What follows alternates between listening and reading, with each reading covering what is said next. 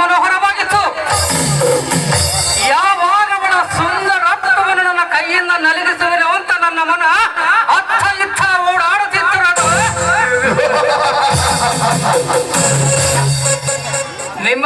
ನಿಮ್ಮ ಆಸೆಯನ್ನು ಪೂರ್ಣವಾಯಿತು. ಇನ್ನು ನಮ್ಮ ಆಸೆ ವಿನ್ಯಾಸ ತಾನೇ. ಬಾರಗೋ, ತೆಗೆದುಕೋ 5,000 ರೂಪಾಯಿಗಳನ್ನು. ಇನ್ನು ಅನುಭವಿಸು ಹೊರಗಿಣಿಯರ ಹಾಲಿಂಗನವನ. ಓಕೆ,